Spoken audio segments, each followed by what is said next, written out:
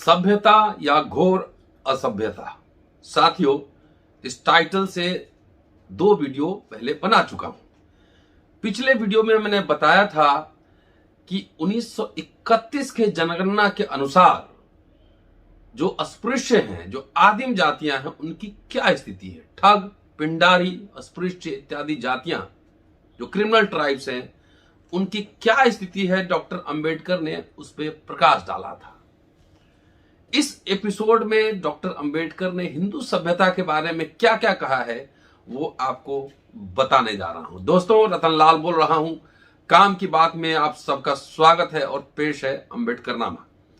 चलिए अब बात को थोड़ा आगे बढ़ाते हैं कि जो 7,95,00,000 लोगों की जो अंबेडकर बात कर रहे थे, वो सभ्यता की किस परिधि में थे। डॉक्टर अंबेडकर ने क्यों कहा था कि जो हिंदू आध्यात्मिक दर्शन है वह कोरा बकवास है, और पूरा फैक्ट के साथ वो बात रख रहे हैं, उसी को मैं आगे बढ़ाने जा रहा हूं। उन्होंने लिखा है कि इस कहानी का दुखद पहलू, या यूं कहें कि क्षुब्ध करने वाला पहलू यह है कि इन अभागे मानवों, 7,95,00,000 लोगों की बात कर रहे हैं, इन अभागे मानवों की दशा क्या वैसी होनी चाहिए जैसी कि वो है, जबकि वे उच्च सभ्यता में रहते आए हैं और पलते आए हैं। निश्चय ही हर निष्पक्ष की यह प्रतिक्रिया होती है कि ऐसी सभ्यता में जरूर कोई बुनियादी विकृति है जिसके कारण यह इन 7,95,00,000 प्राणियों को मानवता के स्तर तक उठाने में असफल रही है। आगे डॉक्टर अंबेडकर सभ्यता की व्याख्या करते हैं, उसकी परिभाषा देते हैं और कहते हैं आखिर सभ्यता है क्या। उन्होंने लिखा कि सभ्यता एक वरदान है। वह मानव व प्रकृति, कला व कौशल के बीच ज्ञान का संचित भंडार है। वह एक नैतिक संहिता है जो अपने साथियों के प्रति मानव के आचरण को नियमित विनियमित करती है। वह एक सामाजिक संहिता है जो प्रत्येक व्यक्ति के द्वारा पालन किए जाने वाले नियमों की व्यवस्था करती है। वह एक नागरिक संहिता है जो शासक और शासितों के अधिकारों और कर्तव्यों का प्रावधान करती है। वह एक आध्यात्मिक दर्शन है जो लौकिक को अलौकिक से जोड़ता है। सभी प्रजातियों को यह सौभाग्य नहीं मिलता है कि वे उसका पूर्णता से विकास कर सके। अनेक उसी अवस्था में हैं जहां से उनका विकास शुरू हुआ था। अनेक प्रजातियां 1 या 2 कदम आगे चलकर रुक गईं। अन्य केवल घेरे के भीतर चक्कर काट रही हैं। ऑस्ट्रेलिया और उसके आसपास के छोटे बड़े द्वीपों की आदिम जातियां के बारे में कुछ वर्ष पहले पता लगा था, तो पता चला कि उन्हें थोड़ा बहुत बोलना और आग जलाना आता था। वे मध्य युग की जंगली अवस्था में थे और उससे आगे नहीं बढ़ सके। हडसन खाड़ी क्षेत्र की आदिम जाति तथा कोलंबिया घाटी के मूल निवासी तीर कमान के स्टेज से आगे नहीं बढ़ सके। बर्तन बनाने, पशु पालने और लोहे को गलाने के बारे में वे कुछ नहीं जानते थे। मिस्र, बेबोलिनिया, असीरिया और यहां तक कि रोम तथा यूनान की सभ्यता भी केवल रिवॉल्विंग सिविलाइजेशन ही है, केवल रिवॉल्विंग सिविलाइजेशन है। उन्होंने अपने पूर्वजों से प्राप्त सभ्यता के में कुछ भी ऐसी प्रगति नहीं की जिसे क्रांतिकारी कहा जा सके। उन्होंने केवल इतनी प्रगति की कि उनके पूर्वज जिस बात को फुहड़पन से करते थे वे उसे बेहतर ढंग से करने लगे। यह प्रगति एक के बाद दूसरी अवस्था में तेजी से नहीं हुई। सिविलाइजेशन इवॉल्व नहीं कर सका। इसमें कोई संदेह नहीं कि जब मानव सभ्यता की निम्नतम अवस्था के अंतिम शिखर पर पहुंचा, उससे पूर्व बर्बरता के अन्य अनेक युग गुजरे। इन क्रमिक युगों की ठीक ठीक कालावधि समय के बारे में तो केवल अनुमान ही लगाया जा सकता है, लेकिन यह अनुमान निरापद हो सकता है यह अवधि 1,00,000 वर्ष की रही हो। आगे कहते हैं कि सभ्यता, निश्चय ही सभ्यता कोई ऐसी वस्तु नहीं है जिसे आसानी से प्राप्त किया जा सके, मिल सके। सभ्यता तो एक अत्यंत महत्वपूर्ण वस्तु है, न केवल एक पीढ़ी के लिए बल्कि अगली पीढ़ी के लिए भी। सिविलाइजेशन ट्रांसफर करते हैं सिविलाइजेशन को। विरासत में मिलने पर एक पीढ़ी की सभ्यता अगली पीढ़ी के लिए साधन बन जाती है, आप उससे आगे बढ़ते हैं। सामाजिक विकास हर पीढ़ी के लिए आवश्यक है।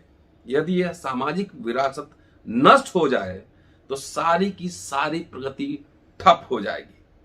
किसी ने ठीक ही कहा है, यदि धरती से पुच्छल तारा उल्का टकरा जाए और यदि उसके फलस्वरूप इस समय हर जीवित प्राणी वह सब ज्ञान और आदतें खो बैठे, तो उसने जो उसने पिछली शताब्दियों में प्राप्त की है, तब पृथ्वी की 9/10 भाग जनसंख्या एक मास के भीतर और 1/10 भाग जो बचा हुआ है उसका 99% जनसंख्या 6 महीने के भीतर मर जाएगी। विचारों की अभिव्यक्ति के लिए उनके पास कोई भाषा नहीं होगी, केवल अस्पष्ट ध्वनियां होंगी। वे न नोटिस पढ़ सकेंगे और न मोटर कार और घोड़ा दौड़ा सकेंगे। मनुष्य समय रहते अपने जीवन को सुरक्षित रखने के बारे में कुछ नहीं कर सकेंगे अगर सारी मेमोरीज अभी खत्म हो जाए जो विरासत में मिली है। वे अन्न उठाने, पशुओं को पालने, आग जलाने और अपने लिए कपड़ा बनाने के उपाय नहीं सोच सकेंगे। जीवन को पुनः शुरू करने से प्रारंभ करना होगा। जो पीढ़ी अपनी सामाजिक विरासत को गवा देती है, जो पीढ़ी अपनी सामाजिक विरासत को गवा देती है, उसे आदिम जाति की भांति अपना पूरा जीवन पुनः जंगलों और कीड़ों पर निर्भर करना होगा। यह सिलसिला तब तक चलता रहेगा जब तक कि वह नई सामाजिक विरासत संचित न कर ले। कुछ 1,000 पीढ़ियों के बाद शायद वे कोई ऐसी चीज प्राप्त कर सके जिसे भाषा कहा जा सके, जिसे पशुपालन और काश्तकारी कहा जा सके। हो सकता है कि वे धर्म या हमारे कुछ सरल यांत्रिक आविष्कारों या राजनीतिक युक्तियों जैसी कोई चीज पैदा कर लें या न भी करें। हो सकता है कि उनके पास कानून, आजादी, न्याय जैसे कोई सामान्य विचार हो अथवा नहीं भी हो। यह अंतर सामाजिक विरासत पैदा करती है और यह कोई मामूली अंतर नहीं। आगे डॉक्टर अंबेडकर कहते हैं कि यह सच है कि सभी को ऐसा सौभाग्य कहां कि वे सभ्य हो जाए, और जो ऐसे सौभाग्यशाली होते हैं उन्हें भी सभ्यता धीरे धीरे प्राप्त होती है। एक दिन में सिविलाइजेशन नहीं आता, और बीच बीच में लंबे और उबाऊ इंटरवल्स भी होते हैं, विराम भी आता है। सभ्यता यूनिलीनियर नहीं चलता है। लेकिन यह भी सच है कि जो सभ्य हैं उनकी सभ्यता मदद करने के स्थान पर रुकावटें भी डाल सकती हैं। हो सकता है वह गलत रास्ते पर भी चली जाए। आसपास अपने देखिए माहौल क्या चल रहा है, गलत रास्ते पर भी चली जाए। हो सकता है वह नकली बुनियादों और नकली मूल्यों पर खड़ी हो। ऐसी सभ्यता समाज को जड़ और व्यक्ति को ठूंठ बना देती है। ऐसी सभ्यता की बेड़ियां डालने और ऐसी सभ्यता के बोझ तले पिसने से बेहतर होगा कि ऐसी सभ्यता के बिना ही रहा जाए। और देशभक्त हिंदू की चर्चा करते हुए डॉक्टर अंबेडकर कहते हैं, हिंदू सभ्यता की जब बात होती है बार बार तो बहुत लोग बड़ी बड़ी डिंग हाँकते हैं। तो इसकी चर्चा करते हुए डॉक्टर अंबेडकर यहां कह रहे हैं कि हर देशभक्त हिंदू, आसपास देखिए, हर देशभक्त हिंदू डिंग हाँकता है कि हिंदू अथवा वैदिक सभ्यता दुनिया की सबसे पुरानी सभ्यता है। हिंदू बार बार बड़े जोर शोर और द्वेषपूर्ण घमंड से कहता है कि जब संसार की अन्य जातियां आदिम जीवन जी रही थी और नंगे घूम रही थी तो भारत सभ्यता की ऊंची चोटी पर पहुंच चुका था। क्या सच है? ऊंची चोटी पर पहुंच चुका था। हिंदू यह भी कहता है कि उसकी सभ्यता में जन्मजात शक्ति है और इसी कारण वह आज जिंदा बची है, जबकि मिस्र, बेबीलोन, यहूदी, रोम और यूनान की सभ्यताएं मिट चुकी हैं।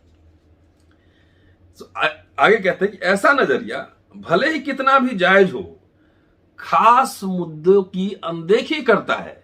जो रेलेवेंट क्वेश्चन है उसको इग्नोर कर देता है। खास मुद्दा यह नहीं है कि सभ्यता प्राचीन है और वह जिंदा रह सकी। खास मुद्दा यह है कि सभ्यता के क्या क्या गुण हैं। ये गुण जानना बहुत जरूरी है। क्या उसमें फीचर्स क्या हैं, विशेषताएं क्या है, क्या उनकी कोई उपयोगिता है? यदि वह बच रह सकी है तो किस स्तर पर जिंदा है? या यूं कहें, असली सवाल यह है कि क्या हिंदू सभ्यता या उसकी सामाजिक परंपरा बोझ है या उससे कोई लाभ है? और यह सभ्यता अपनी प्रगति और अपने विस्तार से समाज के विभिन्न वर्गों और व्यक्तियों को क्या कुछ देती है? सिविलाइजेशन क्या देता है आपको? ये सवाल खड़े करना है। आगे कहते हैं कि मानव और प्रकृति विषय ज्ञान में हिंदू सभ्यता की क्या देन रही है? पूछिए सवाल, क्या कंट्रीब्यूशन रहा है? अनेक देशभक्त हिंदुओं का यह विश्वास है कि मानव और प्रकृति के विषय में ज्ञान का आरंभ हिंदुओं से हुआ है। ब्रह्म ज्ञान हिंदुओं से हुआ है। कहते हैं कि यदि यह मान भी लिया जाए कि ऐसा ही है तो निश्चय ही यह अति अल्प विकसित अवस्था से आगे नहीं बढ़ सका। क्या कोई हिंदू, ठीक हो या गलत, यह कहेगा कि हिंदू भाषा विज्ञान वहीं पर है जहां पाणिनि और कात्यायन ने उसे छोड़ा था? वह गलत हो या सही, इस बात का खंडन कर सकता है कि दर्शन शास्त्र वहीं पर है जहां कपिल और गौतम ने उसे छोड़ा था? क्या वह कहेगा कि साहित्य वहीं पर है जहां व्यास और वाल्मीकि ने उसे छोड़ा था? कहा जाता है कि आध्यात्म विद्या में तो हिंदू चिंतन चरम उत्कर्ष पर प्राप्त कर चुका है, सब कुछ ज्ञान प्राप्त हो चुका है। लेकिन देखिए, हिंदू सभ्यता, हिंदू जो अध्यात्म है, उसके बारे में प्रोफेसर हरदयाल क्या कहते हैं? यहां प्रोफेसर हरदयाल को डॉक्टर अंबेडकर कोट करते हैं। उनके कोट में से कुछ बिंदु मैं आपको सुनाना चाहता हूं। प्रोफेसर हरदयाल को कोट करते हुए लिखते हैं कि प्रोफेसर हरदयाल कहते हैं, आध्यात्म विद्या भारत का कलंक रही है। अध्यात्म विद्या भारत का कलंक रही है। उसने उसके इतिहास को चौपट कर दिया है, उसे विनाश के गड्ढे में धकेल दिया है। उसने उसके महापुरुषों को दयनीय स्थिति में डाल दिया है और उन्हें निरर्थक जिज्ञासा और चेष्टा के गलियारों में भटका दिया है। अनेक सदियों तक वह भारतीय विद्वानों के लिए मृग मरीचिका रही है। उसने कुतर्क को, कला और कपोल कल्पनाओं को ज्ञान में ऊंचे सिंहासन पर बैठा दिया है। आस्था, भक्ति, कपोल कल्पना। उसने भारतीयों को इतना निकम्मा बना दिया है कि जिससे वे सैकड़ों साल तक कोल्हू के बैल की भांति उसी पुराने ढर्रे पर चलते रहे। उसने उसको ऋषियों की दृष्टि को छिन्न कर दिया है, जिसके कारण वे झूठे बिंबों, झूठे प्रतीकों को असलियत मान बैठे। वह अहंकार, आडंबर, वाकजाल, शब्दों के वाकजाल बनाना और छिन्न दृष्टि है। वह अपने स्फुट विचारों को भगवत संदेश कहती है और अपने विलक्षण शब्दों के द्वारा सिद्धांतों का महान व अवैध भवन खड़ा करता है, शब्द जाल बिछाता है। परम ब्रह्म संबंधी यह मध्ययुगीन जिज्ञासा ही भारत की समूची उच्च आध्यात्मिक विद्या का आधार है। कल्पना की बेतुकी उड़ानों, विचित्र भ्रांतियों और अंट शंट अटकलबाजियों से ग्रंथ के ग्रंथ भरे पड़े और हम हैं कि अभी तक समझ नहीं पाए हैं कि वे व्यर्थ हैं। समाधि अथवा मूर्छा को आध्यात्मिक प्रगति का चरम बिंदु माना जाता है। यह कितने आश्चर्य की बात है कि मूर्छा की क्षमता को बुद्धिमत्ता का लक्षण माना जाए।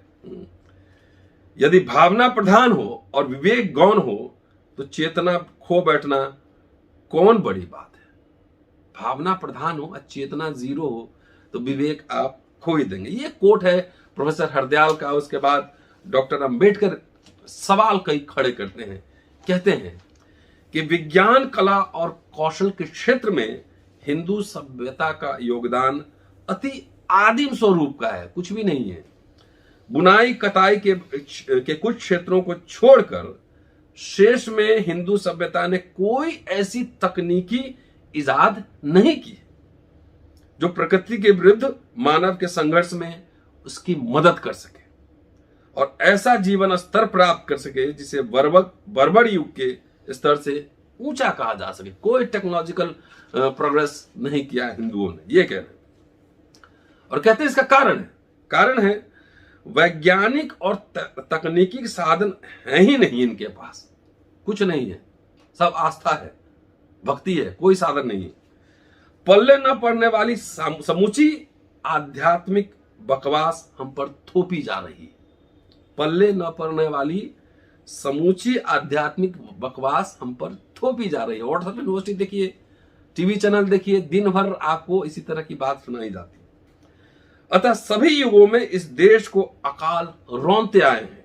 अज्ञान, अंधविश्वास आदि मन के विकार, मलेरिया, प्लेग आदि तन के विकार युग युग से इस देश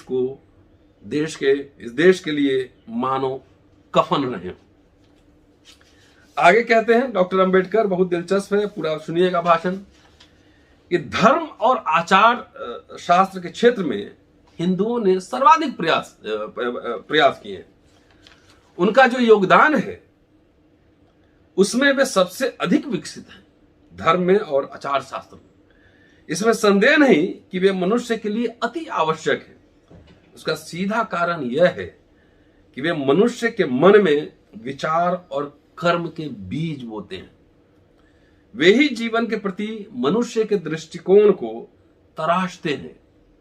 वे ही अपने साथी के प्रति मनुष्य के दृष्टिकोण को संवारते हैं। वे उसके आचरण एवं चरित्र को ढालने वाले सिद्धांत तय करते हैं।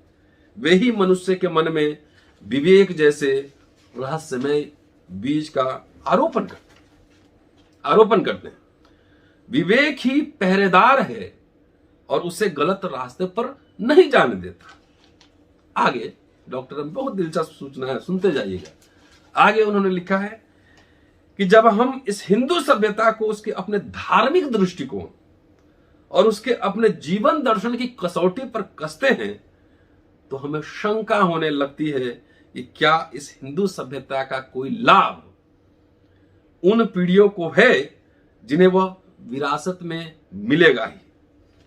आदिम जातियों के जो 2.5 करोड़ लोग इस परिधि में हैं, उन्हें यह सभ्यता क्या देगी।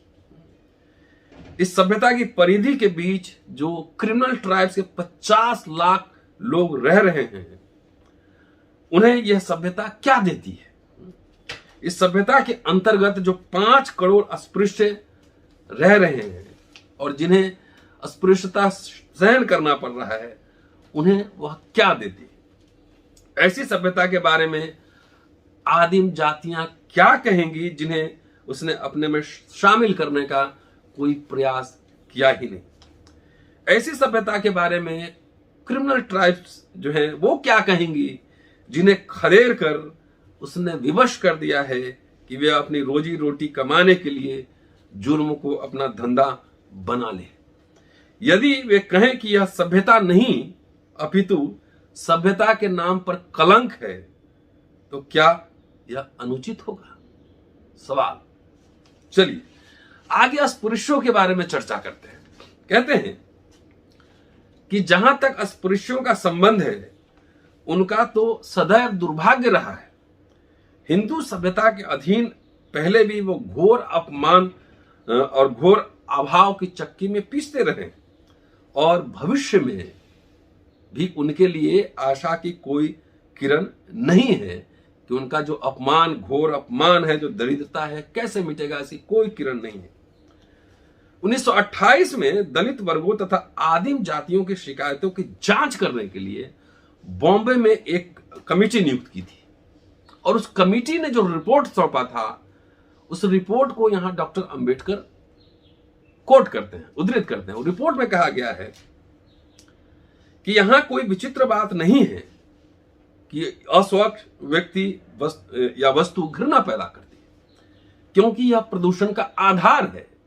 लेकिन जिस रीति से यह भावना, अस्पृश्यता की भावना अस्पृश्यों पर लागू की जाती है, उसकी अतार्किकता खेदजनक है, खेदजनक है। वह किसी व्यक्ति पर केवल जन्म के आधार पर ही अस्पृश्य का ठप्पा लगा देती है। जो व्यक्ति अस्पृश्य के यहां पैदा हुआ है वह अस्पृश्य ही रहता है, भले ही वो निजी सफाई के मामले में तथाकथित सवर्णों से, सपृश्यों से बेहतर हो, ज्यादा स्वच्छ हो। उसके सामने अपनी इस स्थिति से बच निकलने का कोई रास्ता नहीं है।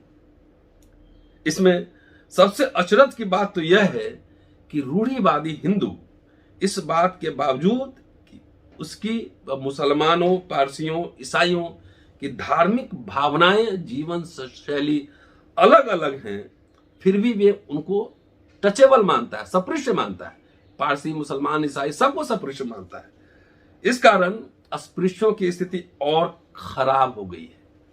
रूढ़िवादी हिंदुओं के इस अनुचित भेदभाव के कारण कुछ मामलों में, खासकर गांव में, रूढ़िवादी हिंदुओं के प्रभाव में आकर मुसलमान, पारसी और ईसाई भी अस्पृश्यता का व्यवहार करने लगे हैं, जबकि उनके धर्म इसके विपरीत शिक्षा देते हैं।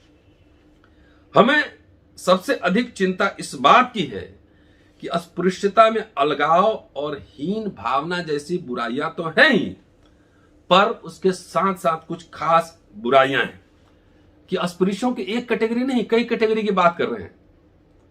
जैसे उदाहरण दे रहे हैं, तर्क की दृष्टि से देखा जाए तो रूढ़िवादी हिंदू समाज में अस्पृश्यता के कारण सरकारी स्कूल में दाखिला नहीं पा सकेगा, भले ही स्कूल सरकारी खर्चे पर चलता हो। इसके कारण वह सरकारी सेवाओं में नियुक्त नहीं हो सकेगा, भले ही उसके लिए वह योग्यता रखता हो। वह केवल उन्हीं सेवाओं को कर सकेगा जो रिस्ट्रिक्शंस हैं, अनटचेबल पे वो बात कर रहे हैं। वह केवल उन्हीं सेवाओं को कर सकेगा जो रूढ़ी के अनुसार उसके लिए नियत की गई है। उसके कारण वह उन सार्वजनिक स्थानों से भी पानी नहीं ले सकेगा जिसका रखरखाव सरकारी खर्चे से होता है। इस दृष्टि से देखा जाए तो अस्पृश्यता केवल सामाजिक समस्या नहीं है, यह राजनीतिक समस्या है और इसका सरोकार राज्य के नागरिक के अधिकारों के बुनियादी सवालों से है। ये जो कमेटी बनी थी उसका रिपोर्ट है और इसको यहां पूरा कोट किए हैं डॉक्टर अंबेडकर। और कोट करने के बाद इसकी समीक्षा करते हैं और लिखते हैं कि यहां तो सिर्फ अस्पृश्यों की कठिनाइयां गिनाई गई है, लेकिन ये अस्पृश्य ही तो अपमान की जिंदगी बसर नहीं कर रहे हैं। कुछ अन्य वर्ग भी हैं और उनकी स्थिति और भी खराब है। यहां अंबेडकर बात कर रहे हैं जो डिफरेंट ग्रेड्स एंड अनटचेबिलिटी के, उसकी बात कर रहे हैं। लिखते हैं कि अस्पृश्य उन्हें कहा जाता है जो केवल शारीरिक स्पर्श से भ्रष्ट करते हैं, लेकिन ऐसे लोग भी हैं जो निश्चित दूरी से अगर नजदीक आ जाए उससे भी होता है अस्पृश्यता। लोग दूषित हो जाते हैं कि सिर्फ सटने से नहीं, डिस्टेंस से भी। अगर मान लीजिए कहा जाए कि 5 कदम आपको पीछे रहना है, अगर 4 कदम आ गए तो डिस्टेंस से भी अनटचेबिलिटी हो जाती है। इसको कहता है समीप्य वर्जी कहा जाता है, समीप्य वर्जित। उनसे भी खराब स्थिति में वे लोग हैं जिनको देखने मात्र से प्रदूषित हो जाते हैं, पाप लग जाता है। देख लिया तो पाप लग जाता है, इसको दृष्टि वर्जित कहा जाता है। नायडी लोग समीप्य वर्जी लोगों की श्रेणी में आते हैं। उनके बारे में कहा जाता है कि वे कुकुर भक्षी होते हैं, कुत्ता खाने वाले होते हैं और हिंदुओं में सबसे अधम जाति के हैं। भीख मांगने में वे सबसे हठी होते हैं। वे किसी भी व्यक्ति का, चाहे वो पैदल चले, सवारी करे, नौका यात्रा करे, मीलों तक पीछा करेंगे उसका और उससे दूर रह रहकर उसके पीछे चलते जाएंगे। यदि उन्हें कोई चीज दी जाती है तो उसे भूमि पर, जमीन पर ही रखना होगा और उसे देने वाला व्यक्ति जब पर्याप्त दूरी पे, जो सफिशिएंट एक डिस्टेंस पे पहुंच जाएगा, तब वह व्यक्ति उस सामान को उठाता है। इस तरह कई एग्जाम्पल हैं। फिर एक एग्जाम्पल दे रहे हैं महाराष्ट्र प्रेसिडेंसी के तिन्नेवल्ली जिले में, कि वहां दृष्टि वर्जित लोगों का एक ऐसा वर्ग है जिसे पुराडा वन्ना कहते हैं। उसके बारे में कहा जाता है कि दिन में उन्हें बाहर आने की अनुमति नहीं, क्योंकि उन पर दृष्टि पड़ने से ही आदमी प्रदूषित हो जाता है। वे अभागे लोग निशाचरों जैसा जीवन जीने के लिए विवश हैं। वे अंधेरे में अपनी मान से बाहर निकलते हैं और पौ फटने के पूर्व लकड़बग्घे बिज्जू की भांति अपने अपने घरों में लौट जाते हैं। तो ये दो कैटेगरी है, समीप्य वर्जित और दृष्टि वर्जित। इनकी क्या कठिनाइयां होंगी, वे अपना जीवन कैसे काटते होंगे यदि उनका दर्शन या उनका सामीप्य भी सहन नहीं किया जाता, तो वे लोग रोजगार कभी नहीं पा सकेंगे। भीख मांगने और कुत्ता का मांस खाने के अलावा वे कर भी क्या सकते हैं। निश्चय ही कोई भी सभ्यता इससे अधिक क्रूर नहीं हो सकती। कोई भी सभ्यता इससे अधिक क्रूर नहीं हो सकती। यह सभ्यता, क्या ये 5 करोड़ अस्पृश्य कि किसी भी सभ्यता के अधिकारी नहीं? अस्पृश्य लोग अपनी दुर्दशा से बच नहीं सकते, क्योंकि वह सपृश्य की भांति घूम फिर नहीं सकते हैं।